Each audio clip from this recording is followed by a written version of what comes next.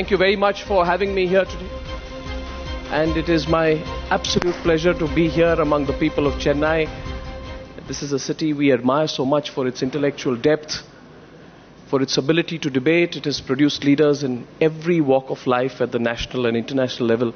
And I just want to say at the very start, before I welcome all our participants in the debate to come on stage today and share their thoughts, that I'd like to thank you all on behalf of the Times Group, on behalf of Times Now, and on behalf of myself and my team who have come in from Mumbai for allowing us to bring this debate to you before all of you. So thank you all very much for coming.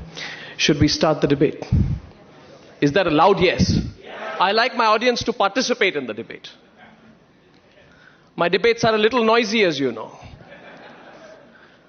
I am told that I should restrain my guests. I say I cannot even restrain myself. It gives me great pleasure to first welcome all my 6 participants today, who I will thereafter introduce to join me on both sides of this panel today. Please give them a round of applause, ladies and gentlemen. Give them a round of applause. To all my panelists, to the people of Chennai, to the wonderful audience this afternoon, thank you for joining me on this very important occasion of the Times Uncompromised debate here in Chennai. The subject which we will put to debate, and there's always a for the motion and against the motion in the debate. Does judicial activism really compromise executive powers? We have 3 speakers for the motion and 3 speakers against the motion. I'm not putting the motion to vote at the end of this debate, but all of you in the audience and everyone who is going to watch this, millions of people across the length and breadth of our country, will make up their minds on where they stand and who's the winner and who's the loser. Against the motion, does judicial activism really compromise executive powers? In other words, very strongly in favor of judicial intervention, not interference. I have to my right, and please give them a round of applause as I welcome them, Dr. Subramaniam Swamy, senior advocate and president of the Janata Party, now with the NDA, fighting the 2G battle against the government. Fighting very hard, if I may say so. Former member of the Planning Commission, cabinet minister, someone who's been at the Indian Statistical Institute and Harvard. Thank you for joining me, Dr. Swamy. So Dr. Swamy's right. We have former cabinet secretary to the government of India, IAS officer from the 1961 batch, if I am not mistaken. He studied at Imperial College London, has a master's degree in public administration from Harvard University. Please welcome, ladies and gentlemen, TSR Subramaniam. To his right, one of the most respected legal luminaries in India today, former Chief Justice of the Punjab and Haryana High Court, Judge of the Delhi High Court. He's a graduate from Hindu College and has done his LLB from Delhi University. Please welcome, ladies and gentlemen, Justice Mukul Mudgal. Thank you very much. And that's the team that is going to be against the motion today, speaking very, very strongly for judicial intervention. Now, speaking against the motion to my left, I have great pleasure in introducing. It's interesting to have a lawyer speak for the motion. You know you're speaking against judicial intervention to some extent. There's a C. Aryaman Sundaram, one of the best known lawyers of the Supreme Court today. He's a gold medalist from the University of Madras. He was the youngest lawyer, if I'm not mistaken, to be a senior advocate of the High Court here. In 2001, moved to the Supreme Court, and today is one of the foremost lawyers in the country's highest court. Mr. Sundaram, thank you for joining me today. To his left, we have former Mumbai Police Commissioner, M.N. Singh. He's the man who led the investigations into the serial blasts in 1993.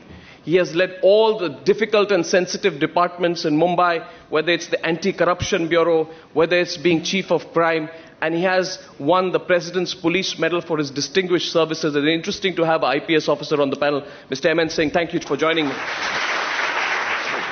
And to his left, former Comptroller and Auditor General CAG of India, Mr. Vijendra Kaul. Mr. Vijendra Kaul has been one of the foremost IAS officers, civil servants of our country. He is also not from the 61, I think from the 65 batch, from the Madhya Pradesh cadre. He's worked in the United Nations for several years, and today he represents the wealth of opinion that says, no, we must draw the line, and there must be a Lakshman Rekha which must not be crossed by the judiciary in dealing with the executive or with any other part of our Indian institutions. Thank you very much, Mr. Kaul. Thank you to all my panelists. Now, usually in a debate, we have people speaking for the motion who set the debate right. I just want to quote James Madison, the fourth President of the United States of America, who said, and you can use this whichever way you want, the accumulation of all powers, legislative, executive, and judiciary, in the same hands, whether in terms of one person or a few people, whether by hereditary nature, whether in an elected nature or a self-appointed nature, may justly be pronounced to be the very definition of tyranny. Ladies and gentlemen, do judicial decisions breach bounds of constitutional propriety and permissibility? Is judicial activism a requirement to defend a common man's interest? Is it the last court of appeal for the Aam Aadmi? Isn't it true that judicial activism doesn't exist in a vacuum? It is forced. It is the result of our circumstances.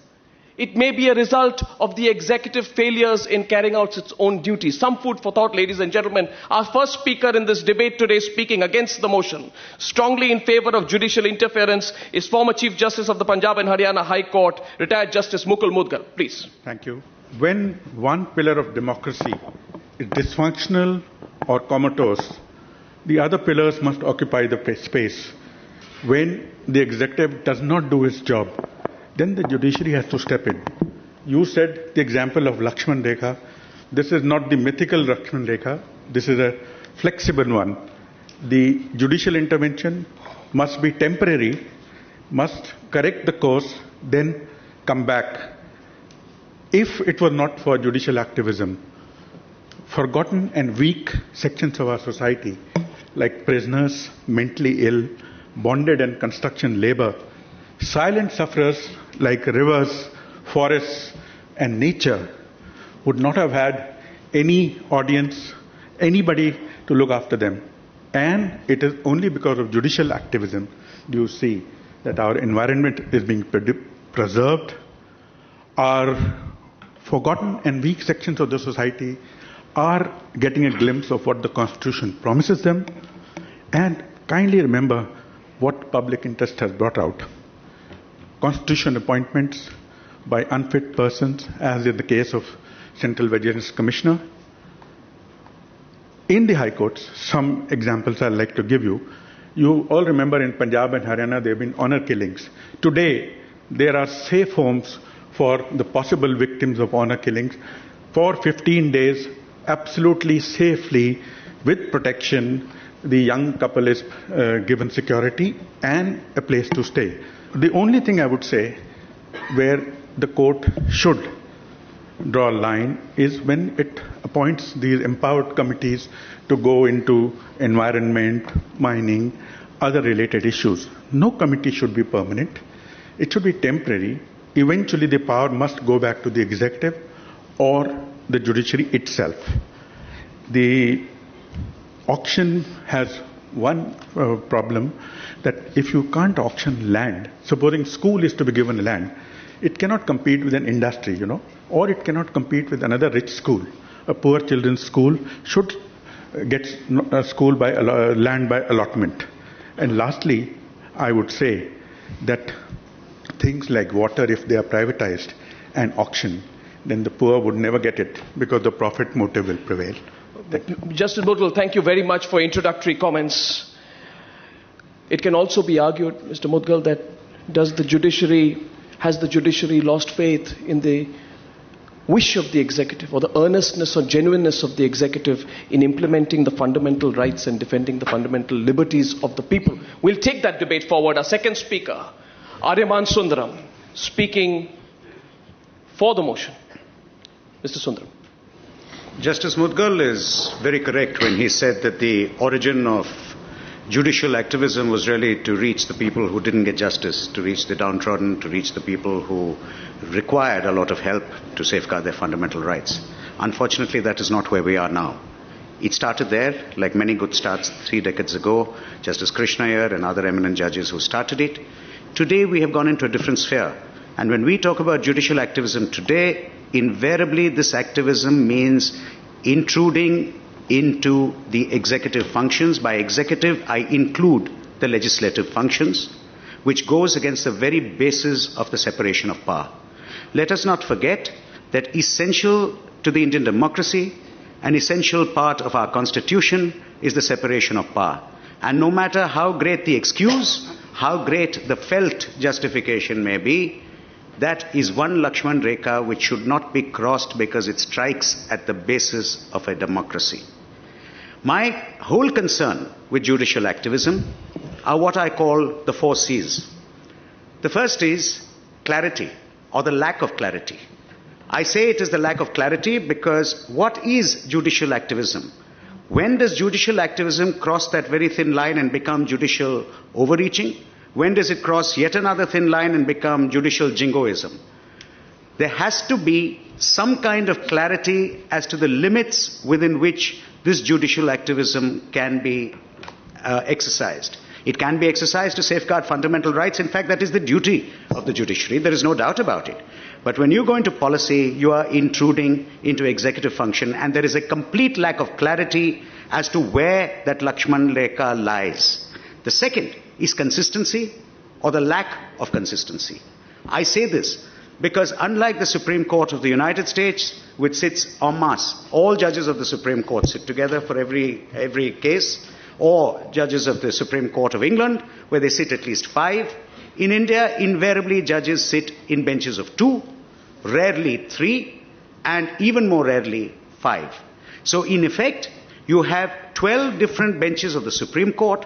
Each decision of any one bench of the Supreme Court is a decision of the Supreme Court itself. So whereas one bench may feel it is the judicial function to be active and to involve itself into an executive function in some way or the other, another bench may think to the opposite and say this is no role at all for the judiciary to play. And therefore there's a lack of consistency. The third big problem I find is concession. The third big C, concession by the executive, which always is the rule. A weak executive, a weak parliament, a weak government gives rise to a strong judiciary. And unfortunately, as we have found in the past, a very strong executive weakens a judiciary which we had about 40 years ago.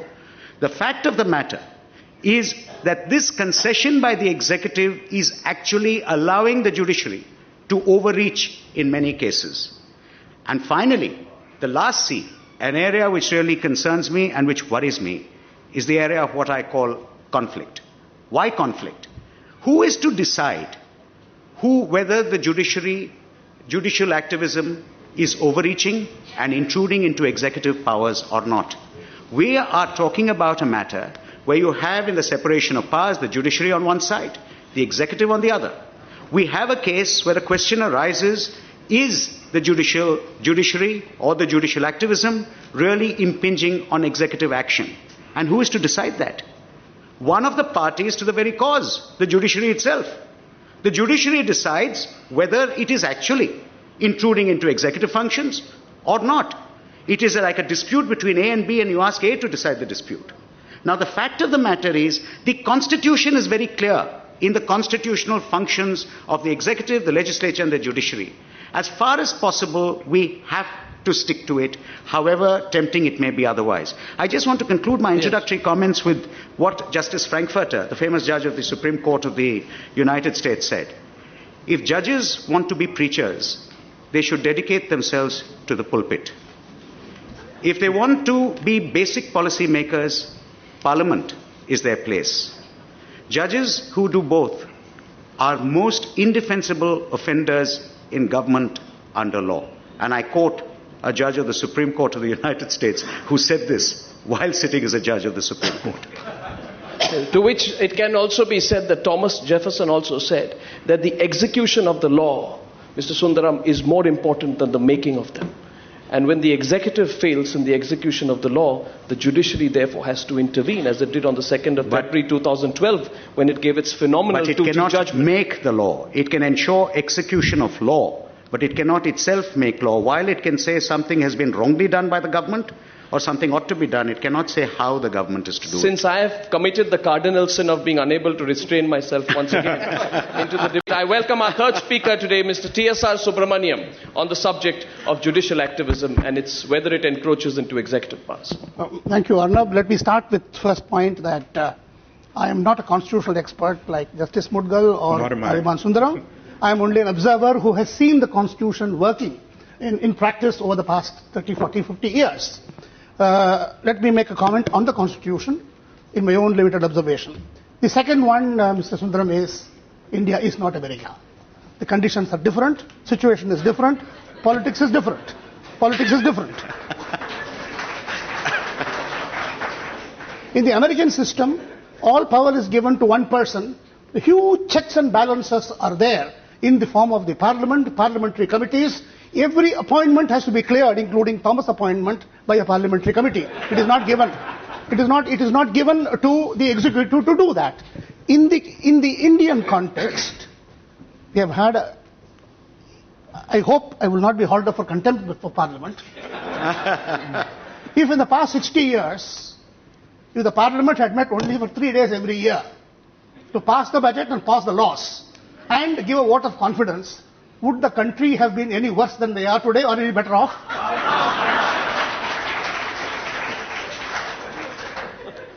I go back to the Constitution on what is the Supreme Court or the Apex Court or the judiciary supposed to do. I am now reading from the Constitution. Ariman Sundaram said that they can't be judge, jury and executioner or prosecutor. The first promise of the Constitution is justice for all citizens. That's the first promise, very first sentence.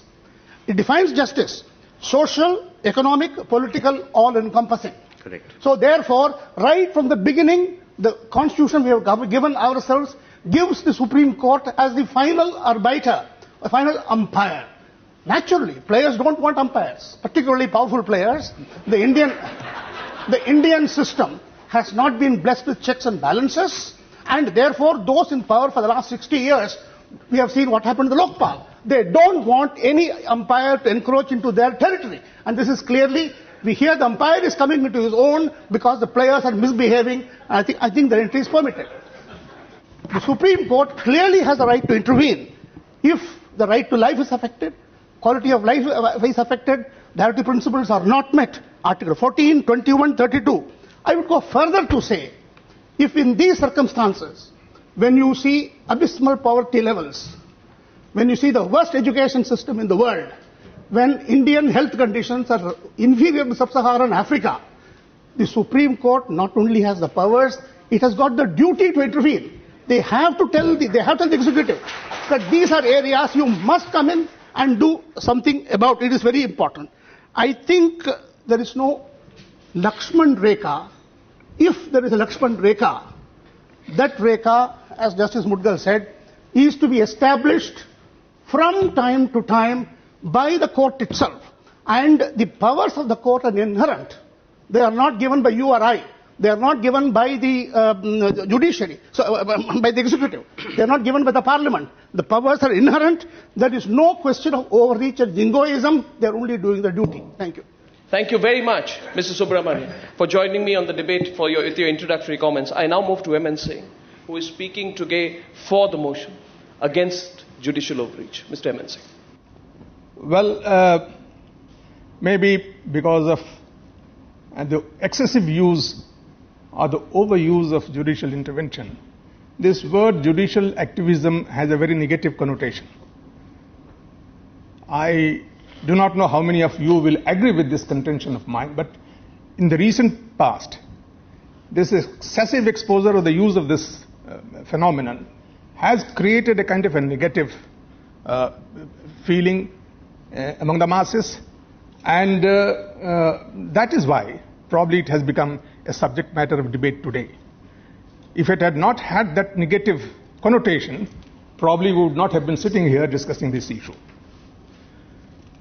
Now, judicial activism is something which I have only one contention in this regard. Judicial activism, when intervention acquires the dimension of populism, or what somebody said, jingoism, or when it becomes a case of a judicial overreach, then I don't think you can blame me or the ones who feel like me if I feel that it is a case of a negative connotation. My contention is that anyone who is in a position of power should not be an activist. My first basic premise. Anyone who enjoys the state power, power under the law, cannot at the same time be an activist. Why? Because activism, an activist is one who brings an issue of public interest in the public domain and invites public debate. What does a judge do when he becomes an activist? There is no scope for a public debate. And therefore I feel that when a judge becomes an activist, it becomes a one-sided, unidirectional mechanism, which what the parliament of the people should have been doing, the judges start doing in the courtroom, and the problem arises there. There is a great possibility that the judiciary itself may acquire enormous power, which may not be very good in the interest of the democracy. One. Now, looking at the whole thing in this background, I feel, you see, judicial activism is a term which cannot have one single definition. It may encompass anything from, say, simply lambasting the government authorities for the so-called misuse of the authority or non-use of authority. It may also include a case of judiciary acquiring legislative powers and creating laws on public issues without having any public debate. Mr. Evan Singh, sorry to intervene there because I want to give everybody equal turn. I am enjoying only that part where you say that decisions are taken in the absence of public interest because the courts say there is too much debate. I will close it by a few... And you say there is too little debate. I know I'm becoming a little too vocal, so you want to cut me short. Yes, I concede I do. But I will close it simply by... Just give me a minute more. I feel, when I said that power and activism cannot go hand in hand, it implies that there has to be a certain amount of accountability. Yes. The drawing the Lakshman Lekha means we are still leaving the matter open. Yes. There has to be certain accountability in what process. Sure. One court said, question the investigating agency, why ever not arrested? And then therefore the investigating agency has gone head over heels arresting the people. Now what if tomorrow at the end of the investigation it is found that they are not involved? Yeah, the judges cannot be, the judges have certain, they are immune from any action. Mr. Singh, in February 2010, I'm not just trying to cut you short, but in February 2010 a group of top politicians, military officers, were allotted flats worth crores in your city. And I want to know from you what the police force, the politicians, what the entire executive and the bureaucracy did in the others. I am saying, when the High Court orders the registration of an FIR, yes, can the High Court also order, in the same order, that you must seize the property of the gentleman? Yeah, Mr. Subramaniam Swamy is thinking on the other side. No. You see, Mr. Swamy is thinking. Now, Mr. Subramaniam Swamy is convinced you said that I was invited by a moderator who has turned into a panelist, and he will have to moderate the rest of the debate. Can I correct you? You said that judiciary should only make laws, not execute laws. But this is precisely what the judiciary is doing today. Was opened not by the judiciary but by Arnab Goswami.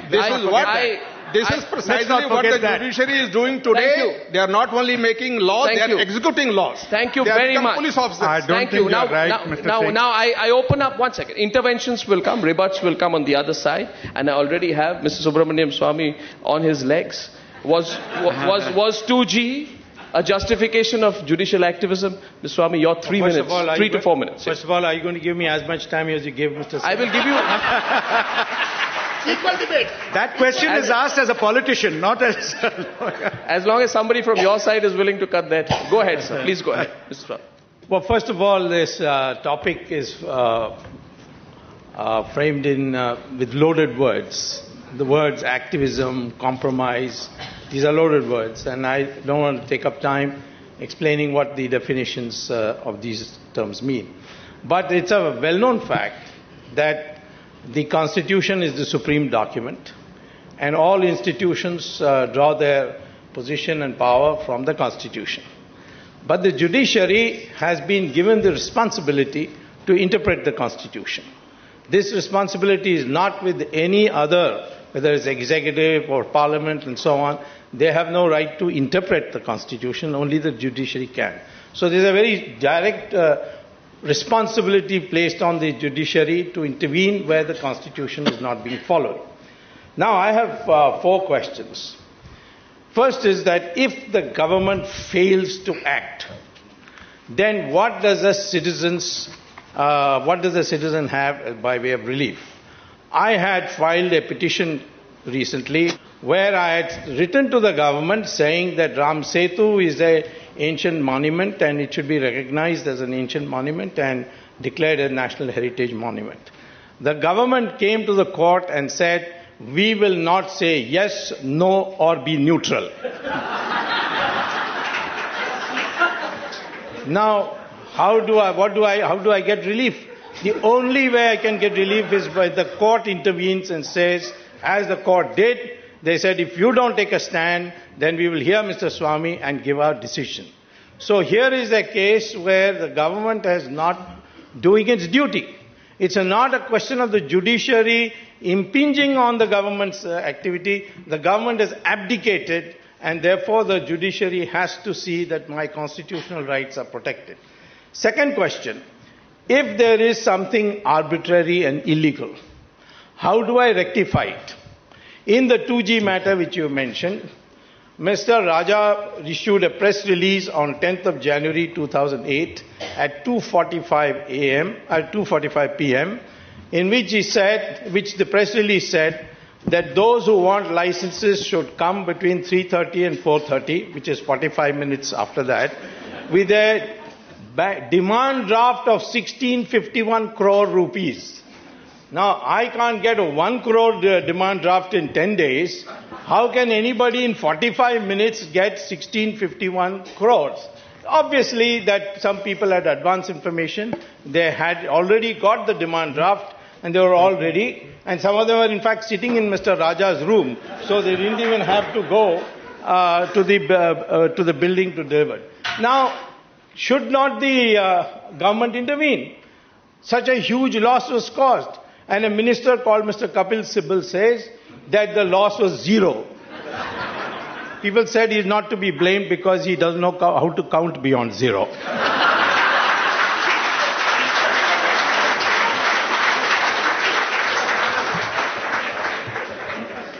Now, here in Tamil Nadu, the chief minister says my birthday is coming. So 1,451 hardened criminals who are serving life sentence for murder, rape and so on are to be released in celebration of my birthday. Now, either the chief minister has kinship with these 1,451, but he releases it. How do I stop it? I have to go to court and say that my fundamental right has been affected. And the courts have intervened and they are now considering the matter. So therefore to say Lakshman Rekha, let me say here too, had Sita not crossed the Lakshman Rekha, Ravan would never have been killed.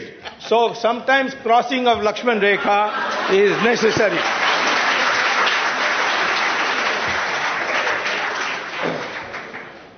Then there is a question of your rights being denied during the state of emergency, which Mrs. Gandhi proclaimed as a constitutional measure. The Attorney General went to the court and said, we can now take the life of any person without a trial at all. which was totally against. But for the judiciary at that time, there would have been no sanity at all brought in the implementation of the emergency. So we owe the freedom that we have today, the luxury of freedom, to the judiciary intervention at that stage.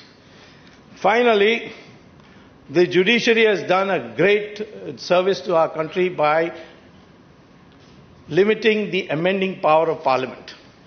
Earlier on, if two-thirds majority you had in Parliament, you could amend anything in the Constitution. In fact, you could declare anybody as a king or queen. There was some suspicion that Mrs. Gandhi was preparing to be declared as the Queen of India. And just before that, in 1973, the Supreme Court said, no, Constitution is above everybody else. Parliament is a creature of the Constitution. Parliament is not supreme. Anyone who says Parliament is supreme is wrong. And that Parliament cannot amend the Constitution beyond its shape. There is a basic structure, and that basic structure has to be maintained. So therefore, if this is what you call as judicial activism, and if this is what you call as compromise, very good, that's what we want. Dr. Subramanian Swamy, it can also be argued that you have used all the examples which you have used today. I can see that you stood up to respond, but all the examples you have used today are merely aberrations, which you are using today to pass a sweeping generalization on the system. Give me an example which is not an aberration. Today, aberration is the rule, normality is the exception. In that case, I take that argument and ask Mr. Kaur. Mr. Kaur, you have been CAG of India. We talk about 2G. Everyone questions the CAG nowadays, except Mr. Swamy. Now, what do you do when there is a case like 2G? And while talking and delivering the 2G judgment, I'd like to quote, the court said very clearly, it is our duty, we are duty bound to strike down policies that violate constitutional principles or were contrary to public interest. Now I know that bureaucrats and politicians have a problem when the courts take over public interest. But who defends public interest? What would happen on the CVC judgment, 2G, Adarsh, black money? Would the bureaucrats be able to do the job? Floor is yours, and then I'd like to open this up to debate to our other panelists who want to respond to the specific points made on the other side. Yeah. Quick interventions are coming up. There's going to be an open debate in 2 minutes. Please, sir, Mr. Kaul, your comments. I have the advantage of having heard the other participants, so I'll take a more moderate view, because much can be said on both sides. The point is that we are discussing judicial activism and the compromise of executive powers. I don't think we have passed a stage when we could consider activism a pejorative. So that point I want to make clear. Number two, I have 2 points basically. One is a general point and one is a specific point. The general point is, why this selective activism? Judicial activism in full play in the PIL jurisprudence. No play at all in traditional cases. Cases keep on lying for years and they're increasing. In fact, the judiciary is losing public trust, not gaining it, because of the delays in the courts. There is no activism we see on that side. Nothing new, no innovation. The entire sort of courtroom dynamics has been changed by the PIL jurisprudence. But we don't see a similar change on the normal, traditional jurisprudence. Now, why this selective activism?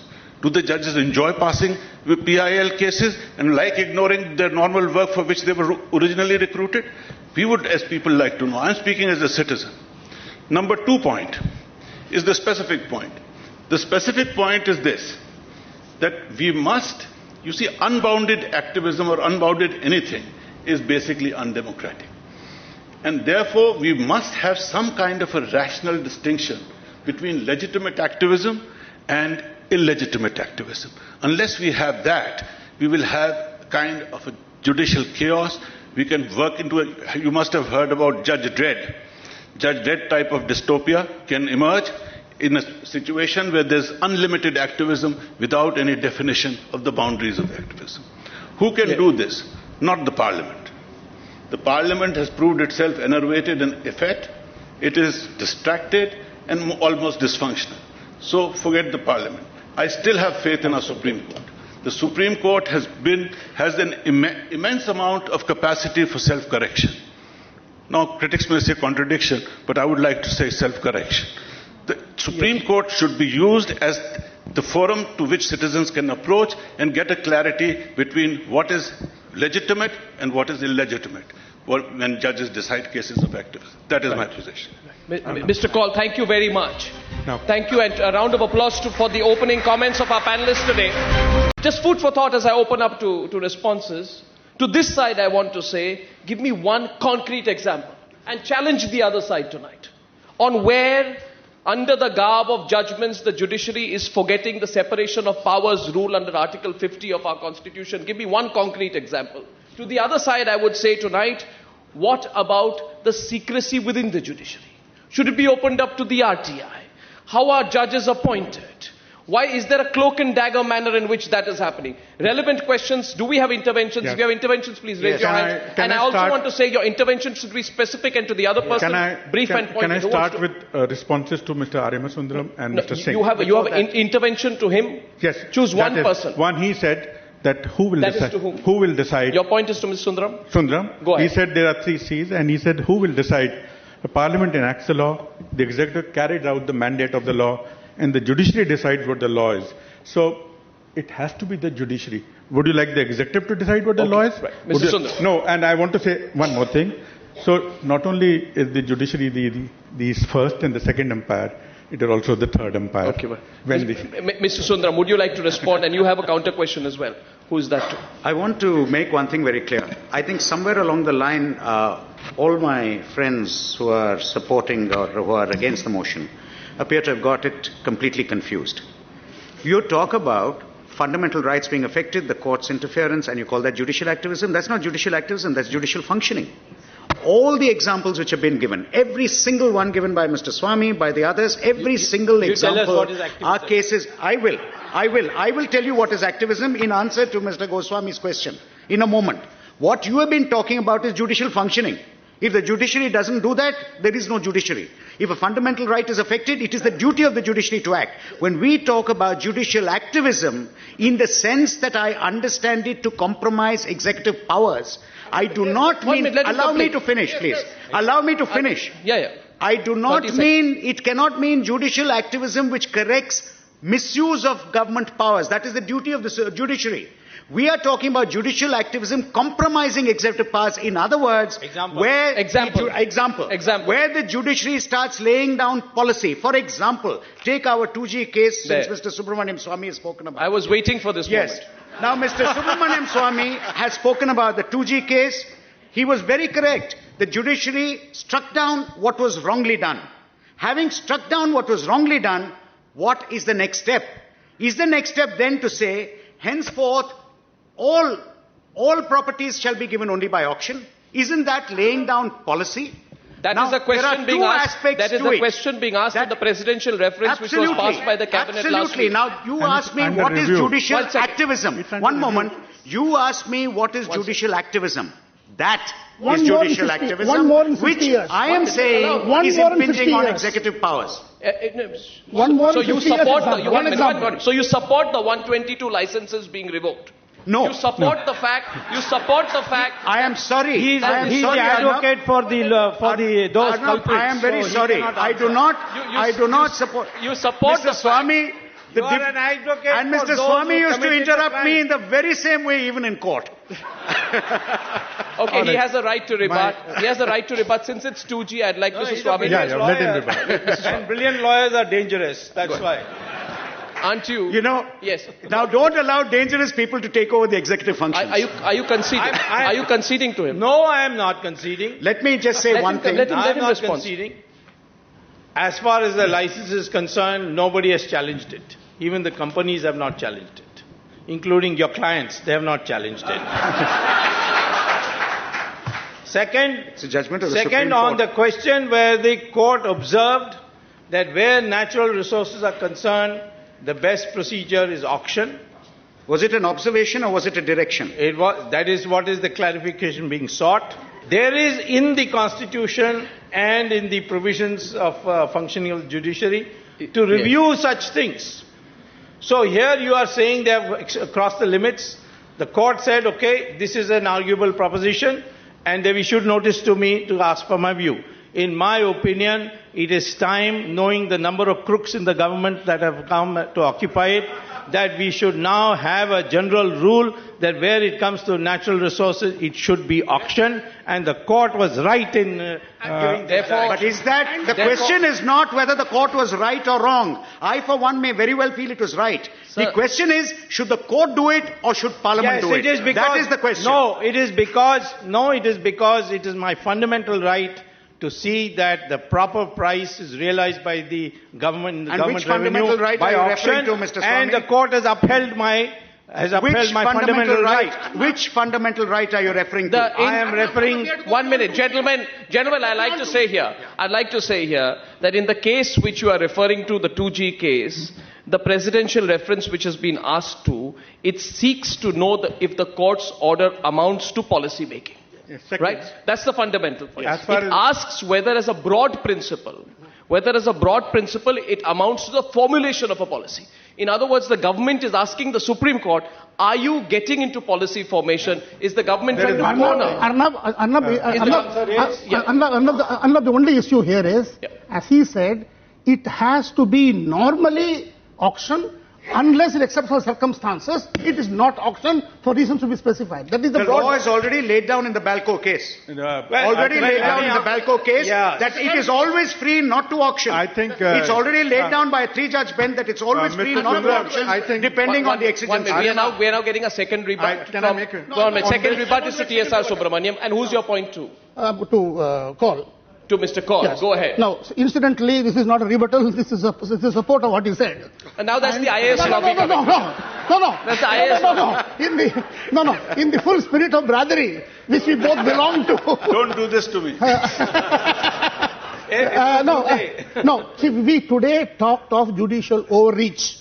I am glad Aryaman Sundaram has said that this is normal function. Then we have nothing to say after that. Any exceptions, of course, should be condemned. Any adventures should be condemned. In which case but then for Kaul, the failure of judiciary is precisely the areas he has talked about.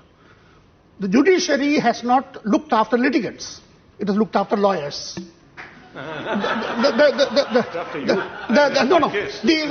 Wait. The judiciary... I don't charge anything. No. Judiciary takes... Are you asking a question? No. I make comment for him. That it takes 20 years to decide. It takes 20 years to decide. Justice delayed is justice denied. Even though the prosecution, investigation or arena in the executive area, they have not done overreach, disciplined prosecution and disciplined investigation to ensure they give liberal adjournments to favor the lawyers at the expense of the litigants. I'm afraid I have offended. I offended a colleague. Not offended me. But the fact is, no. I feel there are areas where more activism is required by the judiciary to perform their own functions. I think let the judicial person answer that. I'm answering that. Mr. Sundaram, as a lawyer who appeared in my court, will testify that he never got an adjournment. So, I think Justice Mudgal would also say, I never asked for one. Because you knew what the answer would be. But I want to answer Mr. Emin Singh. I think you need to inform yourself of what the Constitution Court is. You said Section 377 has been struck down. It could have never have been done. Yes, it can be done. The court can strike down an act, and please remember, this is an act of the 18th century. Let us not harp on it. It reflects, sorry, I'm not finished. It reflects Victorian morality. You can't say the court can't strike down. Court can strike down and must strike down unconstitutional provision. But Parliament can reenact. No. Sir, I was referring to Article 335 of the Constitution. I'm talking about... You had talked about 377, saying there was no debate. The case was heard for 6 months in the Delhi High Court, and for 3 months it's being heard in the Supreme Court. I would feel, I think this 2G is going to have a walk away with this Mr. Sundaram and Dr. Swami, and this 2G being such a recent thing, everybody's interest lies, it seems, in that. But some example that you asked for.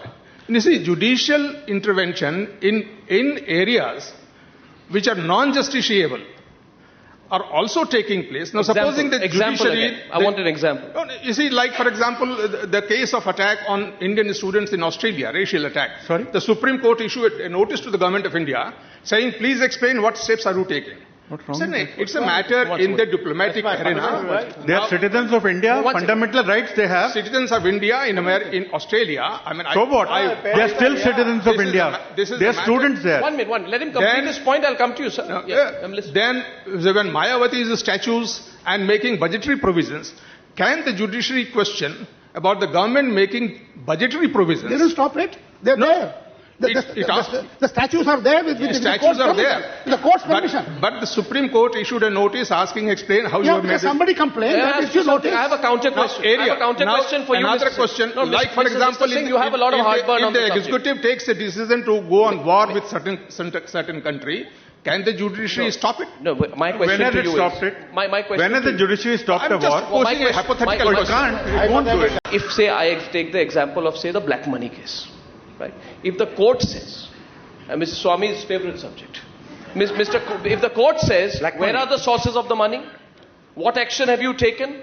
Since you know the money is stashed, it's very much is the money there is a lot to deal with black, the money there is a lot to deal with narcotics, drug trafficking, or something else, and if the Arnab, court there is then a says lot there to should be deal with black money, drug money, and money laundering, and therefore the Supreme Court, High Court, all courts have perfect rights to intervene. Is it a classic case of the government's inertia, which has been woken up because of judicial intervention? I accept that because of many failures of the government, particularly in the present times, ridden with scams and corruption, judiciary is getting an upper hand and must in certain areas let's not confuse the issue. Why do you say there is a law which is not being followed or being broken, courts should intervene. Correct. Where there are laws which are not being implemented, the courts should intervene. Where there are laws, that is the area of the court's intervention. What we are discussing is not the courts doing what they are meant to do, which is to apply the law, ensure the law is being followed. We are talking about areas which fall within the discretionary areas of the executive. Should the courts interfere there? That is the question. I thought judicial activism, which you refer to, necessarily you acknowledge that it does not exist in a vacuum. It is happening because a vacuum because they are compromising executive powers, which is the power of discretion, which is the power of parliament, which is the power of discretion. Counter if it's to do with the law, courts will interfere. Counter question. Today, under IPC or any special acts, there is no law against poverty. There is no law against malnutrition. There is no law against poor public health. You think the courts have nothing to do with this? Of course they do. It's Article 21. It's Article 21. The courts will come in. It's a fundamental right. It's not a law. It is a constitution. It is above law. Fundamental right yes, I agree. is the strongest law. If you say it is the strongest law. Fine. There are constitutional provisions for those. Fine, I agree. And that is law. I agree. Nothing more serious than constitutional law. 1 minute. Well, yes, I have a point. Mr. Kaul. My point is different. Who's your point to, sir? My point is basically to the earlier point I made, the point that you asked. My point is to you. You said, how do you define adventurism from normal activity? I said there are two things that I can point out, and the Supreme Court can look at the entire thing and come to their own thing. First is where judicial orders have fiscal implications. Now you are traversing that area and going into Parliament's domain to pass budget. You know the point that Mr. Singh raised about budget allocations for Mayawati. Right. No business of the judiciary. It is the Parliament to decide where it will spend the money. If the money is wasted, certainly, then you can prosecute and go to jail. No, but no one says those beautiful statues cost 600 crores of good artistic money. Unless you can prove that they are not good, not enough, you cannot go about challenging the decision of the Parliament to invest money. I want to give you an example to question your point. Okay. You know the endosulfan case, right? Since you said fiscal implications, the Supreme Court banned the production and sale of endosulfan, right? And it said that even the life of one child is more precious than all the financial losses that the industry will occur. And if industry occurs, then on tax implications, perhaps to the government. My question to you is that encroachment? No. Is that is Article 21. That is Article 21. When the government suspends mining in the Bellary district saying greed has overshot all limits. Yes. Right? Is that encroachment? No. Is that overreach? It's No, not. it is not. Okay. But when the judiciary Because there says again, it is auction all Article mines, 21. It it's is an a question of encroachment. protecting the It's environment. too important. Look, It says it's law. It's it is wrong environment to laws. say You see, that judicial let me make my decisions. second point. He Sorry. makes his point, then you come. Well, First point is fiscal implications. The second point is judiciary going into areas in which it does not have expertise. That is happening quite a lot. Ministers do that. Huh? You and I do that. No, They no, enter no. into all areas. Ministers do that. What's the problem? No, Talk call about the experts yourself. and get a You may decision. be doing that. I've never done that. So policy making, it requires a certain degree of knowledge, data, analysis, expertise from various sources, and then policy is made.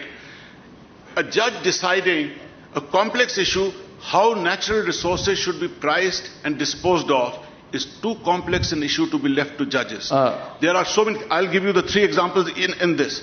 There is a trade-off between revenue maximization and environment, number one, in the disposal of natural resources. There's a trade-off between the premium that you will get from a big auction and the royalty. You can increase the royalty 3 times, get the money over 25 years. If you get an auction, you will get a lot of money, and we have known, and you have known, Dr. Swami, that whenever there's a windfall with government, it wastes it.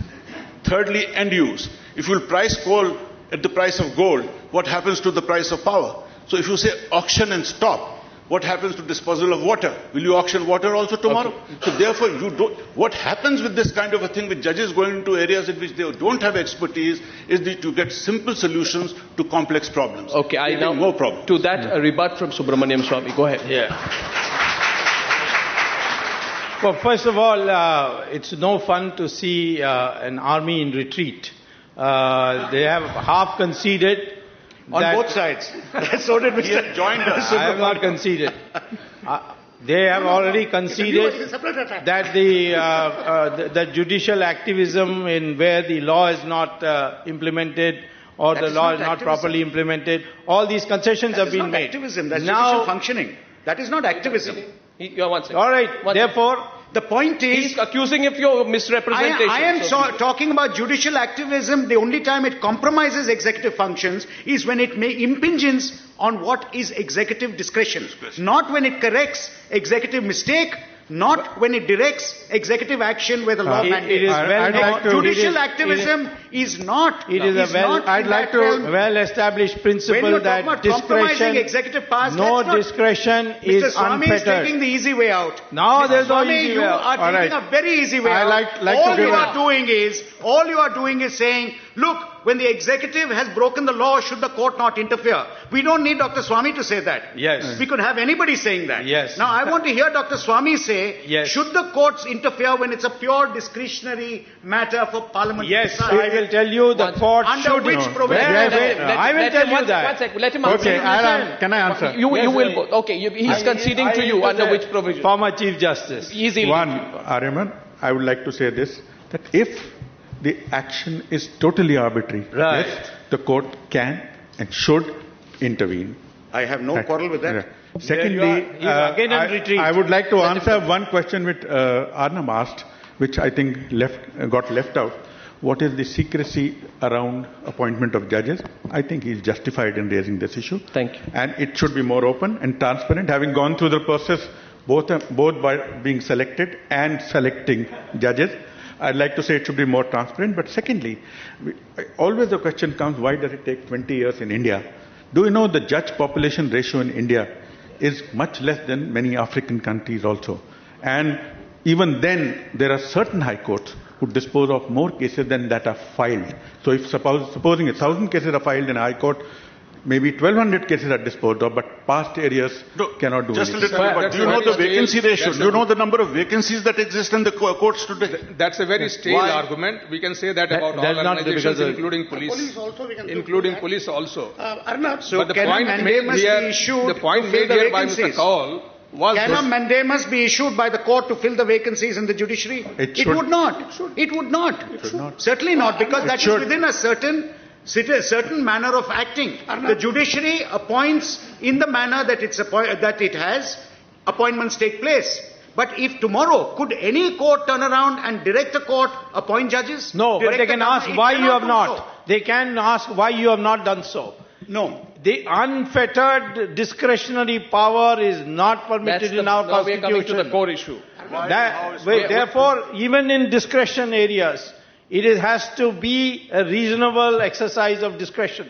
You can't tomorrow decide that I'll have this project going to the middle of the town. There's a you can't say that's policy. I give you an example where the Setu Samudram project was decided and they came to court to argue that this is policy. We showed that there were alternative ways of doing it much better. And the court had intervened, and that's how the whole thing has been stopped. Therefore, then what is the purpose of a parliament? What is the purpose of people going to vote? Good question. If parliament, if what you're saying is there is no doubt that we have very, very learned people sitting as judges, there is no doubt that we have very erudite, very people of the greatest integrity who are the judges. But the point is, the whole concept of parliament is that people vote a representative. These are people who are answerable to the people. You may not be happy with the choice of the members elected. But when people have reposed their faith in them to take that decision, should that decision be taken by somebody else who has not been voted? Mr. Sundaram, this is something that was decided during the Constituent Assembly debates in 1948 and 49. The founding fathers of our Constitution framed this. They gave a certain degree of primacy to the judiciary over the two organs of the state. Of course they did. Lest you say I'm taking a position since you said Article 142 gives a unique 141 and 142. Gives a unique and extraordinary part of the Supreme Court to do, if I'm not mistaken, the Honourable Justice can correct me, to do complete justice. Yes. The court was to do complete justice in any matter that is before. And I'd like let me clarify. Arima, it's my turn. Am I quoting the law wrong? You're quoting it wrong. You're quoting it wrong. It's my turn. One moment. Mr. Sundaram, it's my turn. Don't interrupt. Justice, let me finish this. To do complete justice in any cause between the parties. That's what happens. It does not mean that you just take up any cause and say, I want to do complete justice, I want a metro put down the entire... What a pity, I couldn't shut him up the way I could in court. Now, I want to say something. I want to give you an example of the way the judicial activism, even lawmaking, has helped the citizens of India. You know Vishakha judgment. It filled in the legislative gaps till the legislature steps in. Today, sexual harassment of women in workplace can be looked into in public bodies. Now, there was no law. The Parliament was not interested in enacting law. The rights of women to live fairly and with dignity were being violated. The Supreme Court has laid down guidelines which does amount to judicial lawmaking, but it is beneficial judicial lawmaking. It is there till the legislature steps in, and the legislature, unfortunately, from 97 has not stepped in. Is yet to step in, I agree with you. But my point is, do we not have a huge area of grey? Which is why I said lack of consistency. When I started, I said there is a lack of consistency because we have a huge grey area. This is beneficial judicial legislation. This is not beneficial judicial legislation. How do we have judicial legislation in the first place? Please, from what we have heard till now, so long as they function within Article 19, 21, 30 odd, etc., and 142, it's conceded except in one case under reference. You've not heard any other case in 60 years. They have gone beyond that. Yeah. What is the dispute about that? There is a question arising. Justice Mudgal just gave one more example of a beneficial judicial legislation. Justice Mudgal just gave another example. We are debating this today because of what the court has done in so many cases. But it's broad-based. Has the increasing assertiveness / activity / activism of the court made the political and bureaucratic class very insecure? It's made it extremely insecure. It has made it realize its own flaws in case after case. Does this side have an equal answer to that very basic question? Let's not get lost in articles and interpretations of cases. Tell me today, do you believe or not, as a former CAG, as a former police commissioner, and as a lawyer, you can deal with all these problems of corruption under the normal law? You don't. A judge doesn't have to come and be an activist. And all these problems are being dealt with under the regular laws only. Sir, are you saying there's nothing historic about 2G?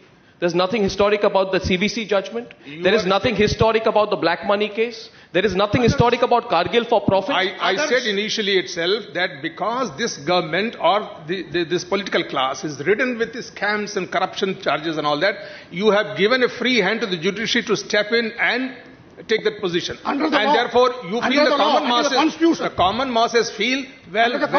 At least there is a judiciary in which we can put our hope. Fine. Not adventurism, under the Constitution. No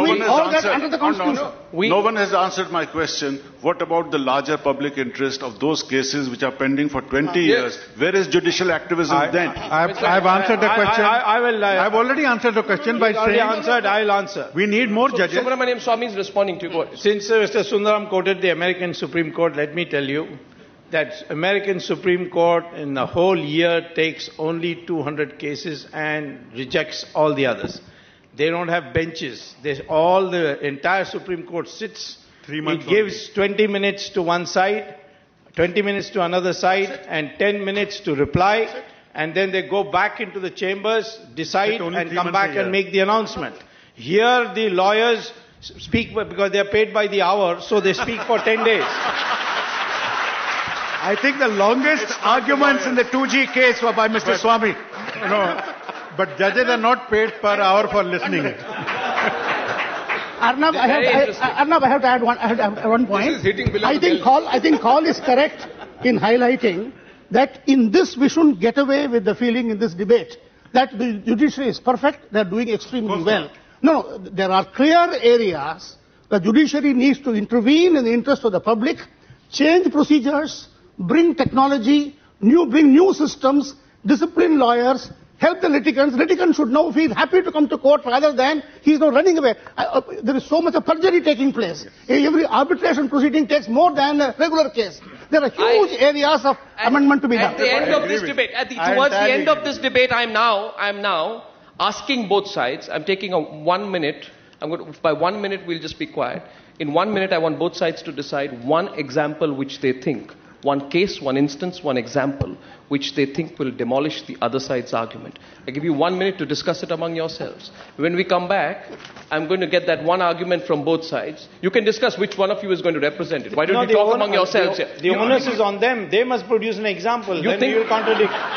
So which are you deciding? The problem with answering Dr. Swami is he wears two hats. At times he's a lawyer, at times he's a politician. I don't know which one to answer. Let me tell you, may I take 1 minute to tell you that there was a dispute between heaven and hell once because the hell was playing football and they broke the wall dividing the two. And the heaven people wanted to have the hell people build the wall. So they went to Brahma's court for dispute. The hell people brought the best lawyers. The heaven people couldn't find a single lawyer. Now, is this side prepared with one argument? Yeah. While you listen to this argument, while you listen to this argument, one person puts the point of view. Please be all ears. Yes. The other side. I'm going to go away from. But they have to be ready with. I'm going to go away from 2G. You have to have their attention. And take a. 1 minute. You haven't got their attention yet. Yeah. Have you decided among yourselves? Yes. 2 points of view, ladies and gentlemen. We presented. Both sides. I would like to give an example of under trial prisoners in Bihar. There were under trial prisoners who had undergone their entire sentence and the case had not come up. It is because of the intervention of the Supreme Court that the lists were prepared and those prisoners were let off on their personal bonds.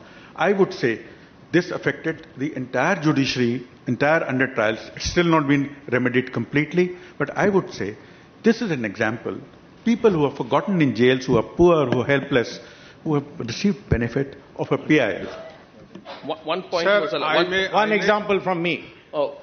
RTI was resisted by the government till the Supreme Court directed the government to enact an RTI Act as being fundamental right of the citizens. Right. And that has been a great boon to our country. Okay. Now, thank you. A round of applause for this side, please. Loud round of applause for this side. We've had a beautiful debate, fantastic debate.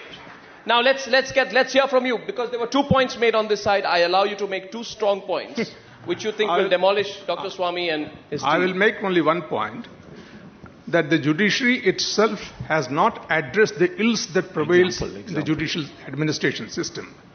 Now, you talked about one single case in Bihar where a judicial intervention saved a prisoner who was languishing in the jail for a long time. Not a prisoner, thousands of prisoners. Sir, you come with me. I was Inspector General of Prisons of the Maharashtra state.